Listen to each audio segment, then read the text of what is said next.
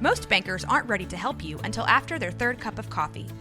But with Central National Bank's after-hours service, you don't have to wait for the bank lobby to open to get help. You can contact us from 6 to 8:30 in the morning or from 5 to 10 in the evening, and we'll connect you to a real, live, local person who can answer questions and fix problems 7 days a week. Bank different. Bank Central. Central National Bank. Member FDIC. Caroline, you should tell them about the newest thing that Bloody Happy Hour is doing. A Patreon. It's a Patreon. What is that? That means you're basically like a VIP member, and there's 2 different levels that you can, subscribe to, and you get some perks. You maybe get like merch a little earlier. You get exclusive merch. You could get first dibs on signing up for a live show. You get episodes with no commercials. You get our video because our video is no longer available on YouTube. It is only on Patreon. And the most important to me is you get videos of our live shows. So if you are far away and you couldn't make our last live show, it will be on the website. We're going to record this future live show. It's going to be on Patreon, but also bonus episodes each month. You guys tell us all the time you want more episodes. This is a way for you to get more episodes. So you're going to get our basic Tuesday, Thursdays that we always put out, right? But if you're on a Patreon, you're VIP, you're going to get more. I can't wait to talk about in detail some more stories because I always have a lot of details I want to go to. I can law-splain. I might read a book. They just unsubscribed. This is also going to be the exclusive place that Dirty Chat is going to go to. So if that is breaking some of your hearts, just go ahead and subscribe now. In order to hear the full content, it's going to be Patreon. Where do they go again? Patreon.com/BloodyHappyHour. Don't forget to stay aware, stay alive, and always be DTF.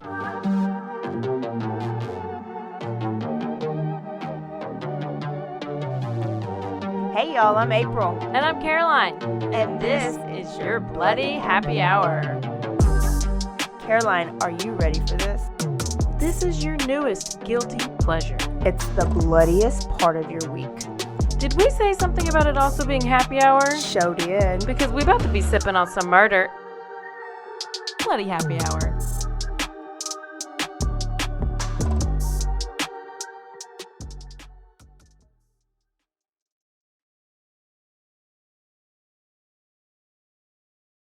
Hey y'all, this is April. And this is Caroline. Bloody Happy Hour here. Thirsty Thursday.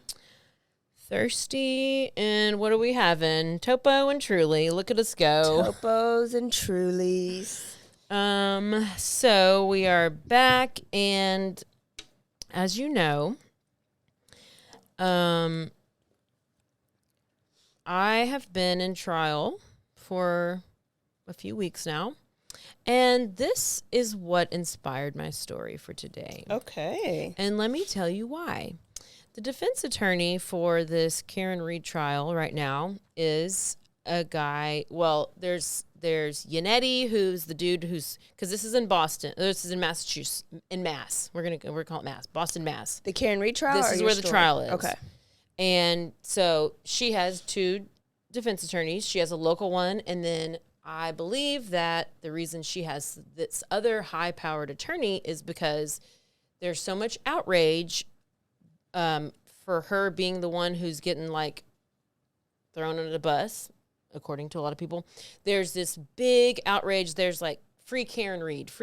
There's signs. There's this guy who's this YouTuber who is like all over the case. And he's like, no, this is not right. So it's like hundreds of people are out there like protest outside the courthouse. They're like I mean, it's been going on for about a year now, ever since this certain evidence has come out that one of the people who they think is part of this conspiracy of Dirty making cops. her the victim, yes, did this Google search, how long does it take to die in the cold, blah, blah, blah.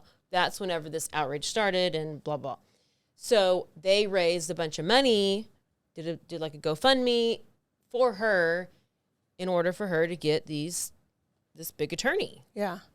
So his name is Alan Jackson, and he's out of California. Oh, sing country and music. he's not a singer. He's not the Alan Jackson. He's the other. He's the legal Alan Jackson. So sorry. So I was just going to ask, like, would these attorneys, I guess going into it, they wouldn't have thought this was going to be a big case. So I wondered if it would be a pro bono case, like to get all the publicity. But obviously they're paying for it.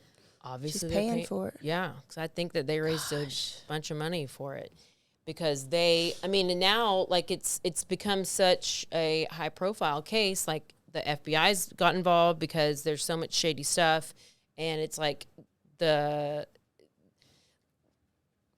people who are allegedly covering it up are police officers, plus the person who is the main investigator of the case is, like, friends with the people who are supposedly covering it up. So if she gets out of this on top, like, if she gets acquitted, she's going to be able to sue. I sure hope so. Or I hope, and like the defamation. DA, the DA bunch. is like in on it. Like there's this case should Small not town have been corruption. brought to trial. There's so little evidence. Like when I don't even know how the grand jury was able to bring it to trial, but we still haven't figured it out, and it's been 4 weeks. But that's not what we're talking about today. Alan Jackson, I don't know, I heard that he was some part of the Weinstein Harvey case, okay. in LA, but also he was he used to be a prosecutor for LA district attorney, whatever. Have you heard of Phil Spector? Nope, Harvey Specter only from Suits. Well, I always thought this Phil Spector sounded like a serial killer. There must have been another name that I thought of because Harvey Specter from Suits. I know, but I was like, Inspector Gadget. So basically, the two names that are tied to this guy are Harvey Weinstein and Phil Spector. You're talking about Richard Speck. Yes. Yeah. So I was like, okay, well, who's Phil Spector? Who's Phil Spector? And he's this like big time music producer. Okay. But Alan Jackson was the prosecutor on the case for Phil Spector. So then I was like, let me look and figure out what this case of this Phil Spector guy was, because I have no idea. What did he do? Was he a dirty?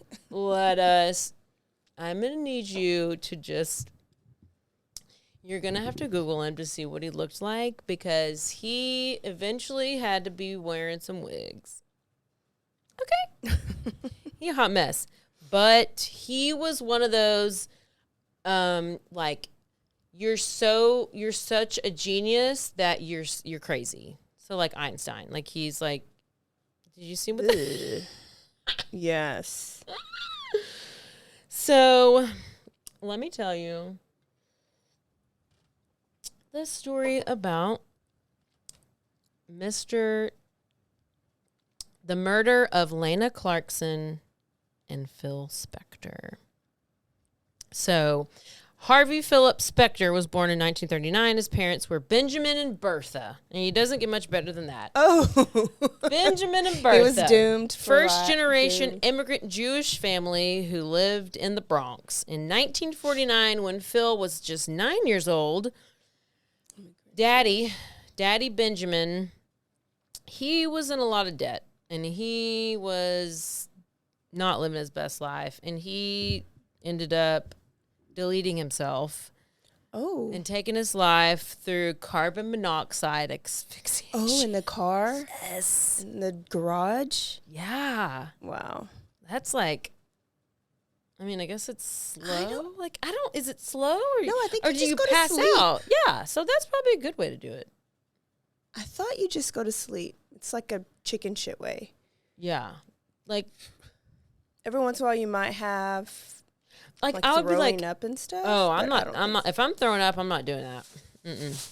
Honest. Get my beer out of my Goodwill bag. Yeah, get your beer out your Goodwill bag, because this is going to be kind of funny. On the dad's tombstone, it's inscribed Ben Spector, father, husband, to know him was to love him. Okay, so that comes into play later on, I'll tell you. So domineering Bertha, Mama Bertha, she ends up moving the family from New York to LA in the 1953. That's when they moved there. Phil, let's call him Phil. He did not like his first name was Henry. He did not like Henry, so he changed his name officially to Philip. And there was only one L, so he added 2. So now he's Phil with 2 L's. Oh, goodness. So he's pretty high maintenance from the get-go. Okay.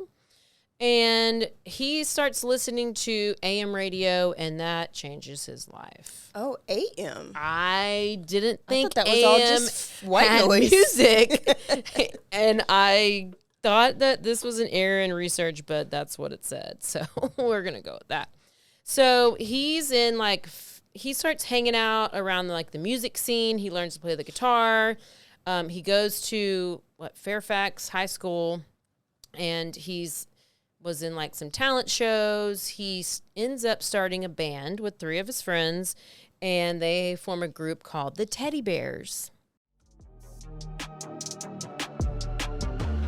And now a word from our sponsors.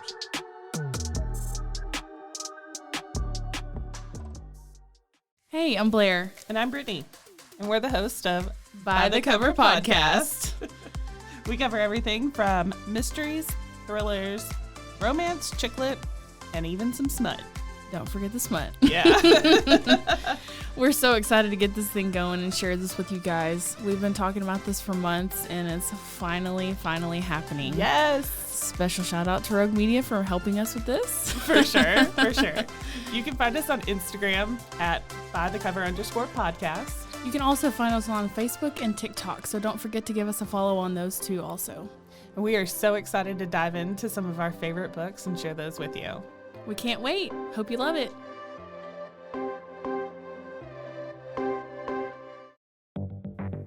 Step into the unexpected with Cultastic, or How to Start a Cult Without Really Trying. A podcast where cult creation unfolds in the most unpredictable way. Join us on a unique journey into the world of theoretical cult formation. Unlike any other podcast, each episode of Cultastic is co-written in part using ChatGPT, and we let it decide our fate, good or bad. What makes Cultastic truly intriguing? We don't know what's coming each week. Together with our AI co-author, we'll discover and build this cult, one episode at a time, exploring various aspects of cult dynamics, leadership, and group psychology. Delve into themes of charisma, influence, and the power of group thinking. It's a blend of expert analysis, theoretical exploration, and the unforeseen twists of AI-generated ideas. Remember, Cultastic is an exercise in imagination and education where we weave a narrative one episode and one tenant at a time. Curious about where this journey will take us? Subscribe to Cultastic, or How to Start a Cult, without really trying on your favorite podcast platform or at roguemedianetwork.com. Let's build this mission to save the people of Earth, week by unpredictable week.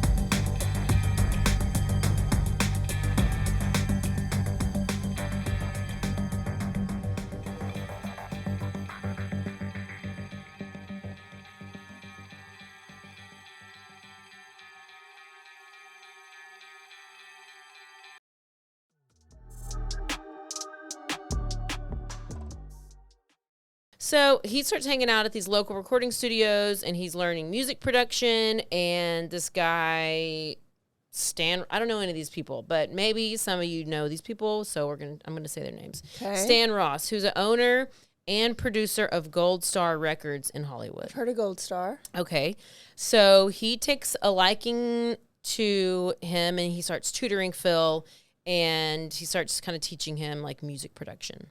So from 1950 to 1954. In other words, sleeping with him in the studio. I mean, from what we know about I've not Hollywood heard now. about. I know I've not heard about any rape or drugs or molesting, but one could only assume because he starts to be like how the people are now later. Anyway, 1950 to 54, Gold Star Studios was one of the most like biggest important studios in the world. They have artists like the Beach Boys, The Who, Richie Valens, Jimi Hendrix. Richie Valens, You do Jimi know who that is? I don't know Richie Valens. You've never seen La Bamba? I almost didn't say the name because I was like, No, Richie Valens, the legend. Buddy Holly. He was Dude, during the Buddy Holly time. this guy Jimi Hendrix is produced badass. all this stuff. Okay. Like he is like legit. Okay, Then I just probably wait. saw him on the La Bamba movie. You probably did. Well, I don't know if he was in the movie, but so he has these tons of recording artists that are performing and recording there. He learns the business, and then in 1958, the Teddy Bears are signed to Ara's Door Records, where they get a deal to record 2 or 3 of Phil's songs. And one of the songs was called "To Know Him Is to Love Him," which was the inscription that was on his dad's tombstone. So it's kind of like in honor of his dad. And this song goes to #1 on the Billboard Hits 100 hit list, whatever, and sells over 1 million copies in 1958. So they also, this Teddy Bears group, they perform on Dick Clark's American Bandstand, which is obviously a big deal. So like we are He's doing made it. We are going and we're doing it. Meanwhile, this interesting side note, Bertha, Mama Bertha, is like, Does she look like a Bertha? I don't know. I didn't feel like look her every up. Bertha has to look like a Bertha. If you name your kid Bertha, you are basically saying, hey, I want you to. Could you imagine having a baby, naming him Bertha, and you're breastfeeding Bertha? Like, what names are the most awkward to breastfeed? Bertha. Berthas. And like, I don't know. Give me another name. Bertha, I think, is the worst. That's it. So, Gertrude. Bertha and Gertrude. Little Gert. So, anyway, Bertha's like, listen, I don't know if old Teddy Bears is going to, like, pay your mortgage, so you should probably, like, get a side job. So, she was like, you should probably be a stenographer. As one would. What? So it's like, you know, gotta have a little safety net. So What's a because stenographer? it's the person in the courtroom who, yeah, courtroom. But nowadays they have this little mouth thing. They just talk all the words. Really? Yes. Nobody types anymore? I think some do, but the past, like the Freaking Murdaugh AI. trial and this trial right now, it's like this mouth thing that you just cover over your mouth, and it looks real weird. You're repeating what everybody's saying? Yeah, Oh, that's harder. I couldn't do either one. I'd be like, can y'all slow it down? Y'all talking too fast. Rewind it. Can you rewind it? So he actually, he got a part-time job as a court stenographer at the LA court, and he ends up working this case. We haven't done this. I haven't heard of this case. Lana Turner, Cheryl Crane, a murder case where this Lana's daughter stabs Cheryl's boyfriend or something. And anyways, he basically is like the stenographer for this big murder trial. And then he's later offered to do a job of translation work as a UN interpreter for Fidel Castro. Oh. Like, real random, but he turned it down because he wanted to work on his music career. Okay. So he's got a lot going on. 1959, the Teddy Bears end up breaking up. I need them to But break up. while recording their last album, Phil meets this like famous producer, promoter, Lester Steeles. Okay. They produce a few successful records, and he ends up forming his own record company called Phillies Records. Not to be confused with like Philadelphia Phillies, like it's not like a baseball team. Okay. Phillies, like Phillies. Okay. And this is whenever he really like finds his niche, and he develops what this is like his trademark, and it's called the wall of sound. Okay. So let me try to put it simply. The wall of sound is a mixture of all sorts of instruments that are playing at the same time in unison with other instruments, joining in layers along with further layers of vocals. So it's like a crescendo effect. It's beautiful. It's like the secret echo chamber. And so it's like this room, and it just basically echoes. So there's microphones, and the sounds bounce off the walls, and it records on tape, and all this sound stuff works, and it's amazing, and it's beautiful. You get it? Yeah. You're just gonna be you're gonna be really excited when I tell you all the artists that have been recording in this echo wall of sounds. I feel like I could listen to that and concentrate and like do my work or clean. Apparently Motown Records used to run a microphone up to the attic to get this same kind of echo effect. I don't know, but I guess that's what you do. So 1964, he said that, quote, "I was looking for a sound so strong that if the material was not the greatest, the sound would carry the record. It was a case of augmenting. It all fit together like a jigsaw." Wow. So he's basically a genius. So you can hear that with the Beach Boys, Brian Wilson, recorded there as well, and then these legendary songs where you can hear this unique style, including, do you know who the Ronettes are? Be my little baby. Okay, so Be My Baby is by the Ronettes. Okay. And we know these songs. Okay. Another one is Then He Kissed Me. And then he kissed me. Yes, by the Crystals, which these are like legit classic, like, all the 90s movies I used to watch, 80s movies. Yes. And Dirty Dancing, like all of these. Okay. And I think some of them are from Ghost. Oh.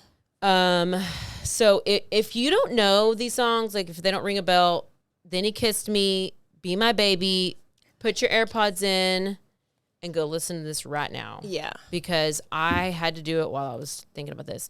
In 1965, he signed the Righteous Brothers. Okay. Do you know what they sing? Because I didn't, but I know the songs now that I've read them. You've Lost That Love and Feeling. You've lost that love and feeling. Okay. Unchained Melody. Yeah, I know that one. And You're My Soul and Inspiration. I didn't know that one, but I knew Unchained Melody, and I knew You Lost That Love and Feeling.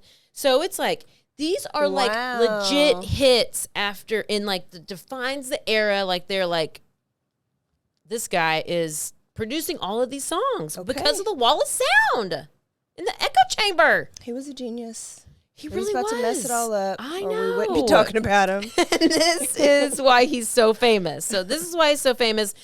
And when you look at the insane pictures of him from his trial and from court, you're like, who the fuck is this guy? Because he looks like a psychopath and like a big weirdo, which he was. But this dude like changes music, and he's like a genius. So guess how old he is at this point? 24. Early 20s. Wow. All of this, and he's in early 20s. He's one of the hottest, one of the wealthiest record producers in the world, in the industry. And you cannot be this successful when you're this young. It will never last. You got to go through some shit before you can appreciate some shit. Yeah. So there's no way. I mean, you just, it's not going to work. 1966, he signs his final act with the Phillies, with his little record company. And everybody just take a moment. Take a moment. Tina. I knew she was covered up. Take a moment, because the all-time favorite forever and ever. Amen. Tina and Ike. We don't even talk about Ike, but Tina was one of his final ones, and he considered River Deep Mountain High, which is not a big hit here. He considered that one of the best things he's ever produced. Now I'm gonna go and listen to that one. I don't like the very beginning of it, and I think that's what it is, because I was like, why it's not a hit? I like the middle of it. The beginning of it isn't very catchy. But this song soared in the UK, but it did not in America. It like plummeted. So to him, he was like, I have been snubbed, and he takes it personally. And this is where he starts to change and starts to resent the music industry. Okay, sir. He's mad at America because we don't like that song? Or he's like, oh my gosh, I didn't like create a, like, why don't y'all like this? So he starts taking it personally because he had one failure out of 1,050,000. Oh, okay. So he can't handle it. Yeah, yeah. But yeah, so it's like, dude, you just keep going. Yeah, you had like, you've made all these hits, hit. You had one song flop, like, get over it. But and it's not his first black artist because he had Jimi Hendrix. Oh yeah, no, he has, and because also in this like echo chamber thing, it's basically I watched a couple of videos. It's filled with, there's pianos, there's people on guitars, there's people on these string instruments, and they're all in this room while they're doing this. So it's like there's music, like he has all colors of people because so it's he just goes into he starts getting bitter, he's retreating, he goes into depression, and he's in a really good place. He's in a really good place. Sounds like it. 1967, after his failing, he's trying to sell his record company to AM Records. That doesn't sell. He becomes more of a recluse, and he rarely makes any public appearances for a couple of years. What? He's just like, was he pouting? Yes, he was pouting. He does play a drug dealer in the Easy Rider in 1969, Easy Rider, and he plays himself in a cameo of I Dream of Jeannie. So I remember that show. I feel like they maybe were desperate for cameos or something. I'm not sure. He ends up marrying his dream girl, Veronica Bennett, who is Ronnie of the Ronettes. So she's the main character of... She wear big hair? No, no, they don't. Okay, look up there. It's back when it was like black and white, so I don't even know. You can't really tell when it's black and white. Maybe she had, it's when they did the dance, like where you like went like this, like swayed to side to side. Yeah, like real boring. Be my little baby. I want to play all these songs so bad. So Phil ends up he had discovered her and the group that he helped. He made them famous, several hits. But Ronnie's mother, since the relationship was doomed due to his erratic emotional behavior, and she ended up she looked at her daughter after signing the wedding certificate and said, I just signed your death certificate. Wait, say it again?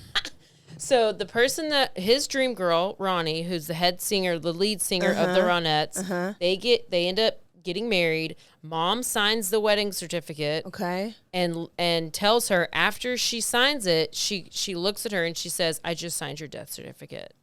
What? So happy wedding. Okay, Mom. Don't say that afterwards. I mean, well, bitch, why are you signing it? Like, warn me before. I know. And so it's like, that's really not what you want to hear on your wedding day. But then we find out that it's like maybe she like had no choice except for to marry him. Because her career counted on it? Yes. So, as we said, this band was huge. Their songs were awesome. But Ronnie ends up writing a memoir that gets released in 1990. It's called Be My Baby. Mm-hmm. And she basically says that she felt like she owed him her life. So that's kind of why she's got with him. She felt sorry for him. She talked about how he was really controlling and how John Lennon of the Beatles. We're not talking Big about deal. Chrissy Teigen and John Legend. Ew. John Lennon had actually fallen in love with her and offered her and the Ronettes to go on tour with the Beatles. She turned it down because she was married and devoted to Phil Spector. Oh, gosh. The Beatles. So she chose him. That's how devoted she was. Mm-mm. So also in her memoir, she talks about how Phil psychologically tortured her and purposefully ruined her career, did not allow her to perform again. What? She said he's a monster. They lived in this. So he had this mansion in Alhambra, California. Good job. It was referred to as the castle. He had put barbed wire around it and surrounded it with guard dogs so she wouldn't escape. Yeah. Not to keep people out, but to keep her in. He was psychotic. Mm-hmm. Mm-hmm. Is he still real young? Obviously. He couldn't have been, I don't know, if he was like, he's probably like, if that was 1967. I don't remember when I said it when he was born, but. Money and power takes you to some weird places. I'm telling you, and nothing's changed. So, so she's basically kept inside this castle. This is Alhambra, California, right outside of Pasadena. And if she's given permission to leave, then Ronnie had a chauffeur. No, she has to drive with a life-size inflatable dummy of Phil in the passenger seat.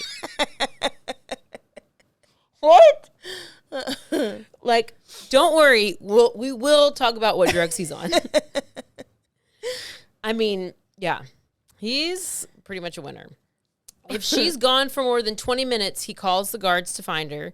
She also talked about never being around people. Like, he never let her be around people. He kept her isolated in the studio where her best friend, who was her backup singer, was the only person she was allowed to hang out with. You want to know who that backup singer was? Ronette? Cher. Cher? Mm-hmm. What? Yeah. Cher. Yeah. In 1969, they adopted a child because, I mean, why not? And then in 1971, he got her a Christmas gift. Take one guess. You'll never guess. Just take a random guess of a left field Christmas gift that he could have got her. A giraffe. A set of 5-year-old twins. He's trying to keep her busy and in the house. I'm pretty sure he's trying to traffic these kids. I don't know. So they adopted one kid, and then he just bought some twins and gave them to her? Yeah. She didn't go pick them out? He's like, hey, here's your kids. Yeah. So she basically, feels like this is basically another way to keep her captive and to keep her busy. Because she did not have anything to do, so she was like, I have nothing to do. I can't leave the house. So she started abusing alcohol. She's like, I'm just going to drink. I'm just going to drink the shit out of it so I can go to AA and get out of the house. That sounds like Von Bulow. Yes. Why am I doing all these cases that are like these? It's Rich because my people coworkers problems. are coming in here telling me about these cases, and they're all older. Rich people problems. Klaus. Yeah. So she basically starts drinking so much so then she can leave to go to AA meetings. She feels like there's nothing to do except day drink. I mean, facts. Wow. She has no freedom, and she's drinking all this stuff, and then Phil also puts a gold coffin with a see-through glass top in their basement and promises that he will kill her and display her body if she tries to leave him. Okay, let me just guess the drug. LSD. You know what? This drug I've never heard of. I've never heard of these. Maybe you have. So apparently he's real insecure, and this is literally the castle of nightmares. It is. This is the one castle that you want to escape from. It is. So I'm like, bitch, you deserve to be drinking as much as you want, and you need good drugs. You don't need those weird drugs. But anyway, cherry on top, he told her, before I let you go, you'll be dead too. Terrifying. So he also takes away all of her shoes, so she can't escape. What? It's the weirdest, and it's so extreme. But in 1972... And I'm mad at Cher for not helping her out. Facts! I didn't even think about that. And Cher was in one of the interviews. Yeah, Cher, you didn't do shit. Cher, probably banging him in the side. 1972, with the help of her mama, she escapes. Okay. And she did it barefoot because she I'm getting out of this. This dude is weird as shit. So she does it by sneaking out through the service entrance. Her and her mom had to study the service entrance to see when it was the best time to run away. And she said, quote, my whole survival is through my mom's strength. I tell other women, if you're in a bad relationship, you have to find one person to help you. Phil's abuse was mental, not physical, telling me I'll never be successful without him. And by the way, side note, Ronnie Spector, I knew she was black. Is one of the most beautiful women. Her voice is so unique and gorgeous and beautiful, and she was the lead singer, and she was made for show business, and he pretty much robbed her of her career, even though she does go on to do things.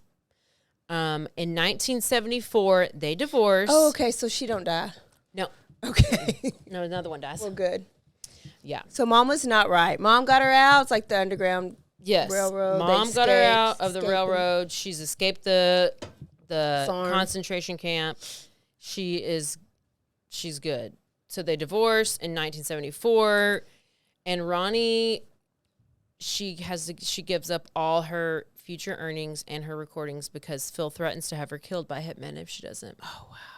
So this is like, I don't know, thousands, if not millions of dollars that she walks away from, which is familiar to an abused woman. You just gotta you just go. Over. Yeah. You just gotta go and start over. Don't look back. She walks away with the used car, $25,000 in alimony, and $2,500 a month for the duration of 5 years. Which, I mean, shit, I would take $2,500 a month nowadays. And this is back in the day. So, I mean, it's not. Yeah. I mean, And her freedom. So. But she has to give up the custody of the children because he would regularly pull a gun on her and threaten her to murder her if she took them away. Well, they weren't hers anyways. I mean, you just got, they're gifted to you. They were probably stolen. Just call the police, come pick them back up. Sadly, the children were also abused, and Phil kept them locked in their rooms. And as soon as they got home from school every day, they were just stuck there. I don't know what else happened to the kids and where they are now. I have no idea. So we've probably done a story on them. So they probably could be in that coffin with a clear top. So Ronnie, thankfully, is finally able to relaunch her career. It's like difficulty finding success, but she appears. Do you know Eddie Money? From the Temptations? She appears on. I don't know. She appears on Eddie Money's 1986 iconic hit "Take Me Home Tonight." Take me home tonight. Which goes to number 4. Despite all of Phil's objections, Ronnie and the Ronettes are inducted into the Rock and Roll Hall of Fame in 2007. Okay. Like yesterday. Hall of. And so, hey, look, Ma, she made it. Yeah. Okay, so she's doing good. So during all this chaos, Phil Spector is mounting a comeback. Okay. He's trying to come back. He's working with George Harrison. He's working with John Lennon. When John Lennon wanted George in the studio to record Instant Karma, he asked Phil to come into the recording studio with him. They recorded they recorded this song in one day. Phil Spector mixed it on the spot with his wall of sound style. And the single was put out in the same week. And he went on to produce this solo album with George Harrison and John Lennon, and which they're both Beatles. Yeah. They're both Beatles. Yeah. And they liked his work so much that they brought him to England to fix the Beatles' abandoned records for their Let It Be album, which was previously assumed to be a complete wash. And I think that was like a big, huge, major hit. So this is like historical shit, bro. Like this is like big deal. Psycho. You know, I think that they do what they think these drugs is what makes them great. So they think that they have to keep doing them. But he didn't do them early. But like, what about Einstein? Like, remember he was like, and like Benjamin Franklin, like these, who had the big hair, and like the Back to the Future guy, like they were all so super smart, but they were crazy. Right? Yeah. What if Back to the Future guy? Christopher, what's his name in real life? Oh, Doc Brown. Doc Brown. Christopher Walken? I don't know. So, yeah, this historical shit, he's slowly beginning to act more erratic, though. He's getting worse. He's getting eccentric. He's getting erratic. He's getting real, real crazy. 1973, he's hired by John Lennon to produce his new album covers. But Phil starts coming to the studio, and he's like dressing up in these weird costumes, like a surgeon costume or like a karate guy costume. Sounds and he always has a gun in a holster on him. He's frequently high on inhalant. He's huffing. Ammonium nitrate or amyl, A-M-Y-L, amyl nitrate, otherwise known as poppers. No, never heard of them. Fun fact, though. This is the best. Keyboard spray. It sounds like it. Okay, listen. This is gold. Poppers are officially used as an angina,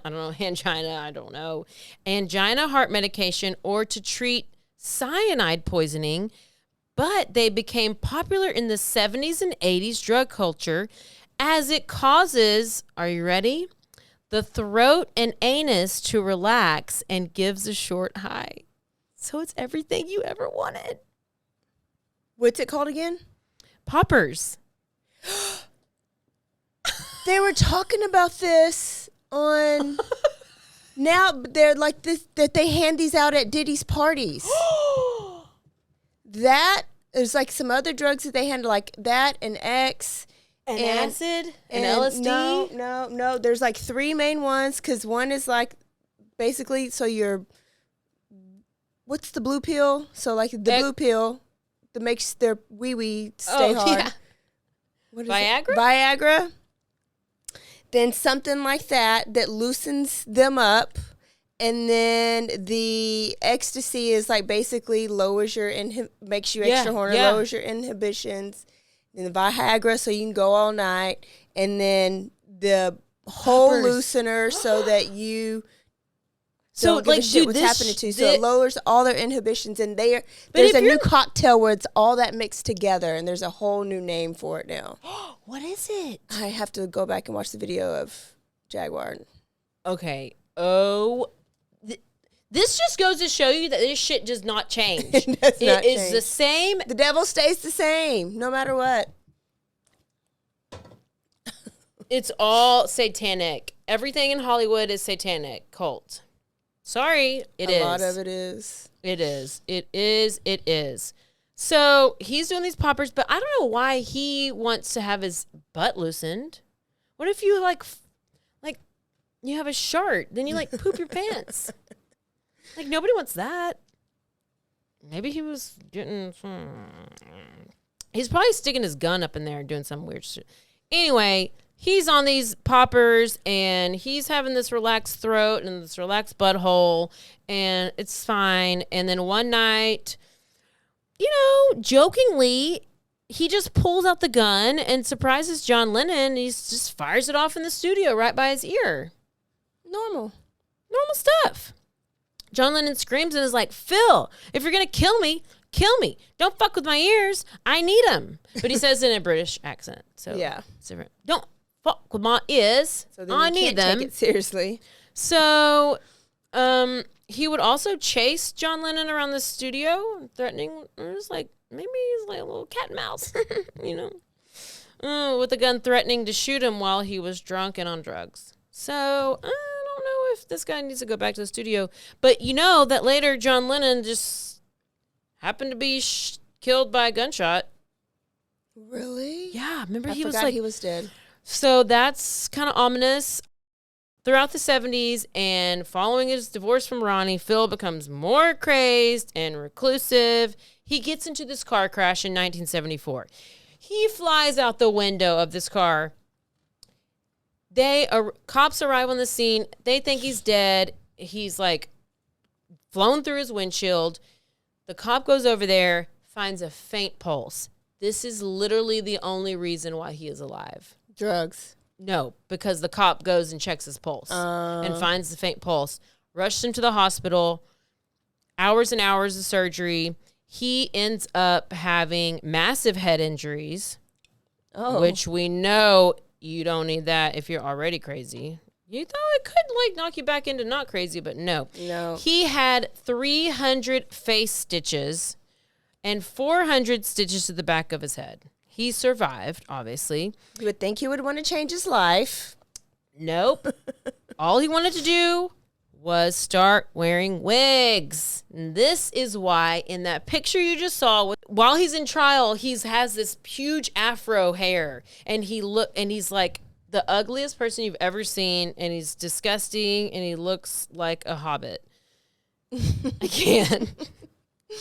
So anyway, oh my goodness. outrageous wigs. So this is kind of why he starts wearing the wigs to cover up all of his head scars. But I don't see his face scars anyway. Anyway. So he's already going a little psychotic, but we all know what the massive head injuries do not do anything to benefit that. So all the things. He starts working with this other like musician, and they like get drunk and they write like 12 songs. He ends up pulling a gun on him during an art. So he's like starting to have this pattern to where he just likes to pull his gun out. Yeah. For random reasons. So he pulls a gun out this guy when they're having an argument, doesn't shoot him, doesn't kill him, but this album that they were working on is a massive failure. And the guy who he was working with says like, oh, I always remember he was armed to the teeth. And he would be like, we were slipping over bullets. We were biting into revolvers in our hamburgers. I don't know if this is like an entertainment industry type of thing where you just literally can do whatever you want, which we know the P. Diddy stuff going on. All the stuff that you hear and you see all these people and they're in the Grammys and the VM, whatever they're have all these satanic rituals, Madonna's face and all this weird, like all these weird, Sam Smith is out here doing all this weird stuff. Like it is not good. And they've always been weird. Like we think it's new, but they've always been I crazy know. and weird. I know. I think nowadays we just see everything so much more because of all the social media. Yeah. So around this time, Debbie Henry of Blondie, I don't know, was invited to Phil's mansion. They start talking about working together. He pulls a gun on her and says, she says, that notorious thing that he does, he just stuck it in my boot and went bang. I thought, get me out of here. Why would anyone be carrying around a .45 automatic in their own house? So like anybody who comes over or near him, he pulls out a gun and he's still just inhaling stuff. He's still doing these poppers things. I assume so. Gosh. He has this pattern of pulling guns on people, and I guess if you want the wall of sound, that's what you have to deal with.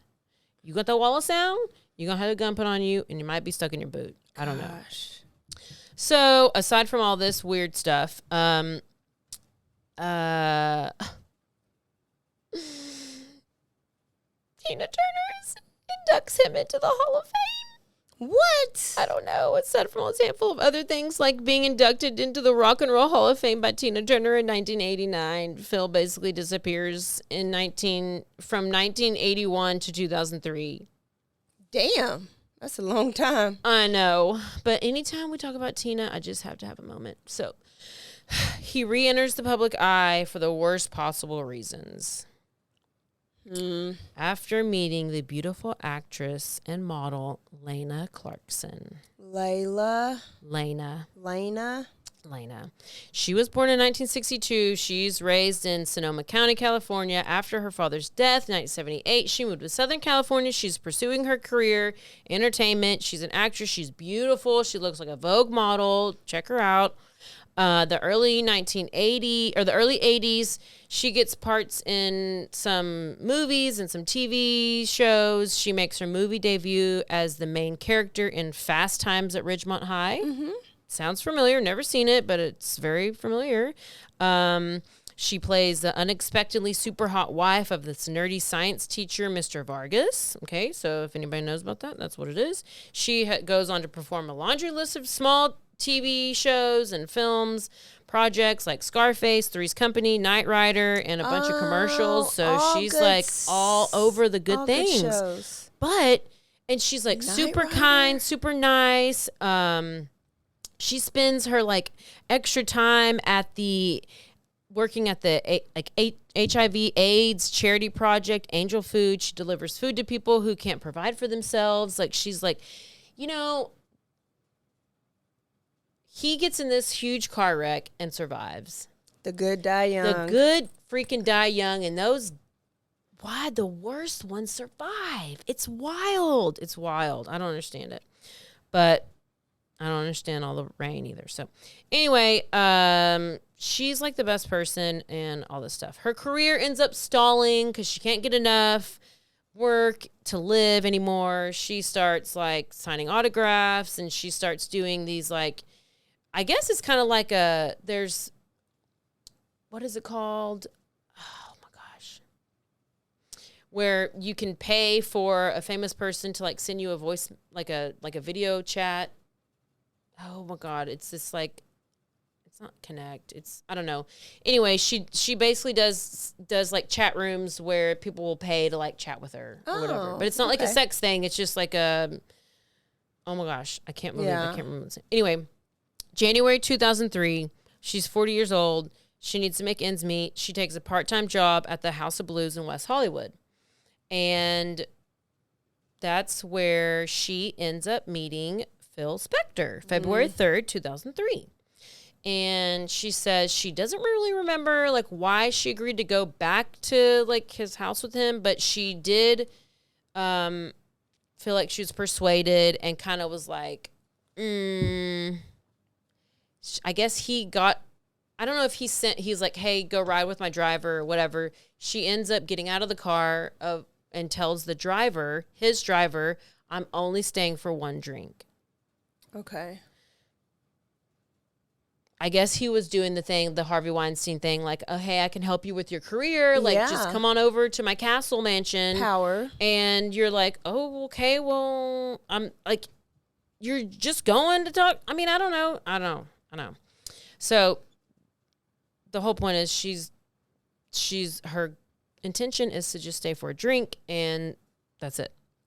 But like you said, LA feeding ground, powerful men and predators and all the things. You can do it and you can be susceptible to it, and it's the whole thing. So they go in the house. The driver stays in the car in the driveway, obviously waiting. An hour later, the driver hears a gunshot from inside the house. Shit. And then Phil Spector comes out of the rear of the house carrying a .38 Colt Cobra revolver and tells the driver, I think I just shot her. Oh my goodness. And the driver calls 911. Police arrive and they find a single gunshot wound to Lana's mouth, and she's dead. In the mouth. In the mouth. Spector is eventually charged with murder. But guess what? He remains free on $1 million bond and is allowed to stay in his beautiful castle mansion for the next 4 years. And then his trial finally starts in March of 2007. And listen, this is what rich people, I mean, you got money and you got power. It doesn't matter. You can be black, white, Asian. It doesn't matter. If you have money and power, you can do. Runs the world. I mean, at least it buys you time. I mean, look at and convenience and luxuries and people. So even if you do do time, it's not bad time. Like Martha Stewart, right? Like you just have the. I do love me some Martha Hilton, Stewart. But she did. At least she did her time. I know, but and it was probably great time. Oh, she like stole money. Taxes. Remember, Dave Chappelle told us that basically her. She'd steal it. She knew that if something big was going to happen, she's going to lose a lot of money. So somebody like gave her a little whisper. Say, hey, if you don't pull your money out of here, you're going to lose millions. Oh, insider trading. But Maybe. you got all the politicians doing inside trading. They fine. I mean, they had to use somebody as an example. It's going to be Sweet Martha. I love Martha, and I love her on that Home Depot commercial when she's riding on that lawnmower, just humping and bumping. I need to meet. You know what? She's my second person I want to meet after Tina. So, well, she's still living though. So, finally, the trial starts. It's live streamed. It's on TV, and it's in LA, and it becomes a circus, and then everybody's like, "Oh shit!" What year is this? 2007. Okay. Dang. They're like, oh shit, is this going to be another OJ case? Is this going to be another person, like a beautiful woman who is shot to death, and then this guy is going to get off because he's famous and powerful and he's got money? And is he going to get acquitted? And so it kind of becomes a circus. Especially, I think it's mainly a circus because of his crazy wigs. I think he changes his wigs like daily, and he wears these like weird suits, and it's like a whole thing. And this is it's on Court TV, like website.com. You can go I watched the opening statements because that's where I saw my boy Alan Jackson, who is being the defense attorney for the Karen retrial, and now we've come full circle. So he's defending. And he's the prosecutor. He's the state. So he's trying to get him in jail. Okay. So fast forward, we're doing this trial. It's kind of a spectacle. And Alan Jackson points out that Phil Spector has a history of pulling firearms on women he's romantically with or wants to be romantically involved with. And so he sets it up and says that Lana was in the foyer, probably trying to leave at the time when she was shot, even though she was shot in the mouth. So I'm not sure how that happened, but that is apparently his MO based on other people who testified. They were saying like we would try to leave and he would pull his gun out, and then we didn't leave, like we couldn't leave, and that's just kind of what he would try to get anybody who was attempting to leave his presence. He just pulled the gun out. What is that? That's like the Jeffrey Dahmer. I do not know. I think it was probably all the poppers. So he had numerous former female acquaintances that testified against him, saying that they had all this kind of situation happen. The ex-wife, Ronnie, she testified against him. The defense attempts to completely trash Lana. And attempt to convince the jury, saying that like, oh, she was just devastated, her career was over, and like she was depressed, and so she shot herself in the foyer. So they're saying she committed suicide. Yes. And during this trial, he's charged with second-degree murder, and guess what happens? He's acquitted. What? It was a hung jury. Because to me, people are fans of him. It was and a his music. It was a hung jury, and the foreperson and one other are the ones who voted not guilty because they were either big fans or like misogynistic kind of people who were just like hated women. Because that's what kind of came out afterwards. So Alan Jackson was like, I ain't taking this bullshit. We gonna retry him. Because that's how my boy does it. Can you if you're acquitted? Well, so he gets not guilty, and then they are able to retry him. 2 years later, in 2009, they for a retried different him. charge? I don't know. I thought that's double jeopardy. I don't know. Okay. I just know they retried him. I don't know because we get hung. It's hung jury. Yeah. So it's not acquitted and it's a hung jury. You can retry a hung jury. Acquitted acquitted means you get off. Like OJ got off. Hung jury means they couldn't come to a decision. So you got to retry. I said both things. Yeah. Mm-hmm. Okay. I did. So it was hung. Okay. That's why it gets retried. Yes. Got it. So retried 2009. This one was not publicly not aired on TV or whatever. It wasn't much of a circus. Plus, who knows? He ends up getting guilty. Finally. Sentenced to 19 years to life. He was serving at California healthcare facility in Stockton because his health was declining. He had been moved from California State Prison to something else in 2014. Surprised he didn't try to do any mental. He obviously looked the part. Yeah. And the way people described him, he was crazy. I'm surprised his lawyer didn't try to do anything like that. I guess, probably drug once induced. they got him off the poppers, he was like, I think that still actively chose to wear them wigs. I think that he was just a super smart. You know how those evil geniuses are just so damn smart that you're not normal. Yeah. So I think he was that. Plus, but when he added the poppers, I think he just got why would he start carrying this? Why would he start to shoot people? I don't know, and shooting guns. So, anyways, I do know that Lane, the mom of the victim, she did a civil suit against him and got undisclosed amount. They didn't disclose it. Blah, blah, blah. His health was super deteriorating, and he ended up losing his ability to speak because he had laryngeal papillary postomastitis. And then this motherfucker gets COVID and he dies on January 21st, 2021. Just now. 2021. He was 81 years old. He lived a long 81 years old. He died just the other day. Yeah, he did. And I hope he suffered. And he deserves all of the shit. But isn't that just the craziest story? He was the worst of the worst. That is... I've never even heard of any of that Hollywood drama. Yeah. Yeah. Now everybody has to go listen to the Ronettes and the Righteous Brothers.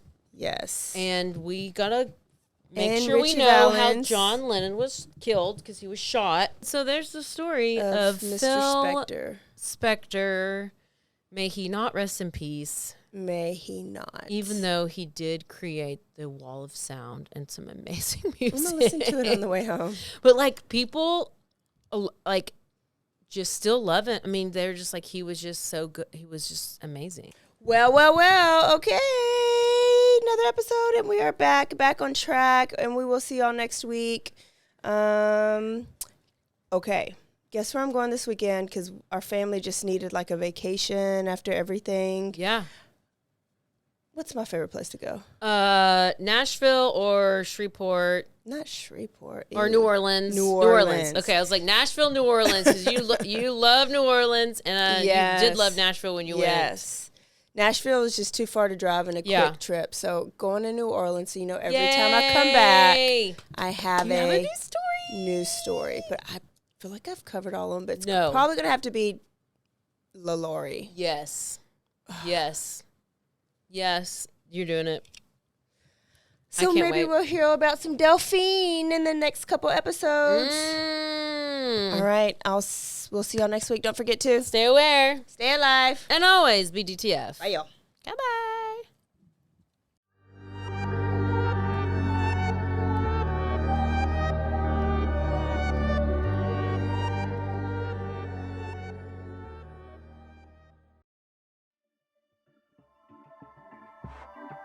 This has been a Rogue Media Network production.